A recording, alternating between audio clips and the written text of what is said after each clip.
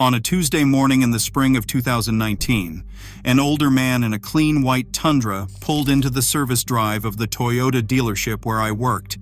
He had bought that truck new. He trusted the people in the building. He had driven 40 minutes out of his way to come to us instead of the shop down the road from his house because he believed the dealership knew his truck better than anyone.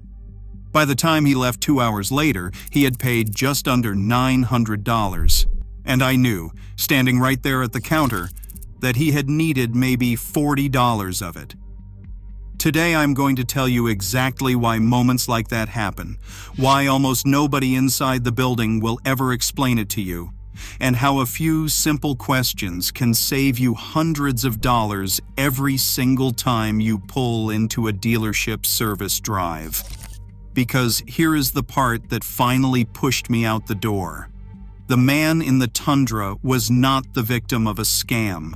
Nobody lied to him. Nobody forged anything. Every line on that invoice was technically a real service. And that is exactly what makes the whole system so dangerous. It is not built on lies. It is built on something far more effective: fear, trust, and a printed menu that looks official enough that almost nobody questions it. I worked inside Toyota service for years. I saw how the sausage gets made. And the single most important thing I learned is something the dealership will never put on a sign in the waiting room.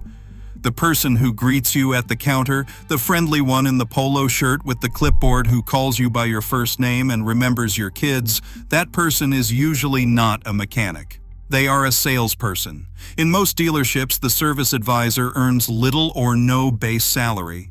They are paid on commission, a percentage of everything they sell you. Every flush, every filter, every recommended service that gets added to your ticket puts money directly into their pocket. That is not a conspiracy theory. That is simply how the pay plan works. And once you understand that one fact, everything else starts to make sense. Think about what that means. The person advising you on what your truck supposedly needs is the same person whose paycheck grows every time you say yes. There is no version of that arrangement where your interests and theirs are perfectly aligned. A good advisor fights that pressure. Plenty of them are honest people doing their best. But the structure itself is pulling against you the entire time, and most customers have no idea the game is even being played. Here is how it actually works on the floor. When you book an oil change, the dealership does not just want to sell you an oil change. An oil change is a loss leader. It barely makes money. What it does is get your truck onto a lift, where a technician performs what is called a multi-point inspection. You have seen the result, that sheet with the little green, yellow, and red boxes. Green means good. Yellow means needs attention soon. Red means needs attention now. It looks like a medical chart. It feels objective. But here is what nobody tells you. The technician filling out that sheet is often paid by the job, not by the hour, which means finding work is how they earn a living too. And the line between this could be cleaner and this needs replacing. Today is a lot blurrier than that red box makes it look. A cabin air filter is the perfect example. On most Toyota trucks, you can change it yourself in about 5 minutes, behind the glove box with zero tools. The part costs $10 or $15. The technician pulls it out, holds it up to you in the waiting room, and a used air filter always looks horrifying. That is the whole point. And suddenly you are paying $70 or $80 for something a child could do in a parking lot. Multiply that by an engine air filter wiper blades, and a battery service, and you have just watched a $40 oil change turn into a $300 visit, one perfectly reasonable sounding upsell at a time. But the small stuff is not what made me quit. The small stuff is annoying. What actually broke me was the menu. Every dealership service department runs off what they often call factory recommended or factory required maintenance. It is printed on a glossy sheet, broken down by mileage, 30,000, 60,000, 90,000, with a neat price next to each one. It looks like it came straight from Toyota. And here is the uncomfortable truth. A lot of what is on that menu is not what Toyota actually recommends. It is what the dealership recommends, dressed up in language designed to sound mandatory. The word required does a tremendous amount of work there, because most people hear required and assume their warranty depends on it. It does not. More on that in a minute, because it is one of the biggest myths in the entire industry. The clearest example is oil changes. For years, dealerships have trained customers to come in every 3,000 miles, and many still push 5,000. But Toyota's own maintenance schedule tells a different story.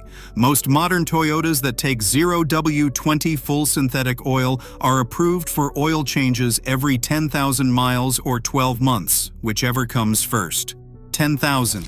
Not 3, not 5. That interval applies to a huge swath of the lineup. Toyota does still recommend a service visit around every 5,000 miles, but that visit is for a tire rotation and a fluid and brake inspection. It does not automatically mean a new oil change is due. The dealership blurs that distinction on purpose, because saying come in every 5,000 miles sounds a lot like saying change your oil every 5,000 miles, and twice the visits means twice the chances to sell you something. Now, I am going to be straight with you, because half-truths are exactly what I left that job to get away from. There are real exceptions, and on a truck channel they matter. The 2TR FE 4-cylinder found in older Tacomas and 4Runners, and the Flex Fuel 3UR FBE V8 in certain Tundras and Sequoias were never approved for the 10,000-mile interval. Those engines genuinely call for a 5,000-mile oil change. And if you tow heavy, idle for long stretches, crawl through dust and dirt, or do a lot of short, cold weather trips, your truck is living a harder life than the brochure assumes, and a shorter interval is smart, cheap insurance. The point is not that more frequent service is always a ripoff. The point is that you should know which bucket your truck actually falls into, instead of letting a commissioned salesperson decide for you. And then there are the services that make me genuinely angry, because they range from useless to actively harmful. At the top of that list is the engine flush. Someone will tell you that your engine is full of sludge and that it needs a chemical flush before your next oil change. Here is the problem. Those harsh chemicals can break loose deposits and push them straight into narrow oil passages. And in a high-mileage engine that has been running fine, an engine flush can block oil flow and lead to catastrophic failure. A service sold to protect your engine can be the very thing that kills it. I watched it happen. I will never recommend one. Right behind it is the transmission flush. A flush uses a machine to force fluid through under pressure, and several automakers actually warn against doing that on modern transmissions with tight tolerances, because it can push debris where it does not belong.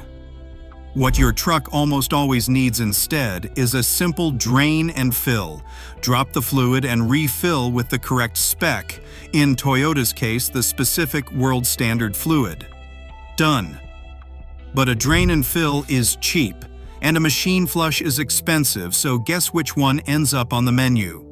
Same story with the power steering flush. On most vehicles, that fluid just needs to be drained and topped off if anything at all. A pressurized flush is selling you a process your truck does not require. And my personal favorite, the one Toyota does not even ask for, the fuel system or induction cleaning service. Dealers love it because the margins are enormous, but Toyota Corporate does not list a routine fuel system cleaning as scheduled maintenance. It is a service the dealership invented for the dealership, then wrapped in the same official-looking font as everything else on the sheet, so you cannot tell the difference between a real Toyota recommendation and a profit center. So, how do you protect yourself? This is the part I wish someone had handed every customer who walked through my door, and it is genuinely simple. First, the single most powerful tool you own is already in your glove box. It is your owner's manual, and specifically the warranty and maintenance guide inside it. That booklet contains Toyota's actual schedule, the real one, not the dealership's version. Bring it with you. When an advisor recommends a service, open it and ask them to show you where Toyota lists that service at this mileage. That one question, asked calmly, stops more unnecessary upsells than anything else on earth, because the moment they realize you are reading from the real schedule, the recommended items quietly fall off the ticket. Second, learn the magic phrase about your warranty, because this myth costs people thousands. There is a federal law in the United States, the Magnuson-Moss Warranty Act, and what it means in plain English is this. A dealership cannot void your factory warranty simply because you had routine maintenance done somewhere else or did it yourself. As long as the work is done correctly with the right parts and fluids and you keep your receipts, your warranty stays intact. They cannot legally require you to do your oil changes at the dealer, so when an advisor implies that skipping their service package will hurt your coverage, you can smile, because now you know that is not how it works. Third, ask for your old parts back. When a shop replaces a part, ask them to put the old one in a bag and leave it in your truck. A shop that actually did the work will hand it over without blinking. A shop that did not suddenly discovers a reason they cannot. It is a quiet little test that tells you everything. Fourth, use the $500 rule. Any single repair estimate over about $500 deserves a second opinion from an independent mechanic before you approve it. A second opinion costs you an hour of your time and frequently reveals that the job is either unnecessary or available down the street for a fraction of the price. There is no loyalty penalty for being a smart customer. And one more thing, because I want to be fair. If you bought your truck new, you may have Toyota Care, which covers factory-scheduled maintenance for the first 2 years or 25,000 miles. During that window, the basic services are already paid for. So if someone is trying to sell you add-ons in that period, you have even more reason to slow down and ask what is actually included versus what is being tacked on. I did not quit because everyone in that building was a villain. Most of the technicians I worked with were skilled, honest people who genuinely loved these trucks. I quit because the system rewards selling over serving, and after enough white Tundras drove away $900 lighter for $40 of necessary work, I could not keep being the friendly face that made it feel okay. The dealership is not the enemy. Going in unprepared is. The difference between getting taken care of and getting taken advantage of is almost never about how much you know about engines. It is about whether you walk in knowing the right questions to ask.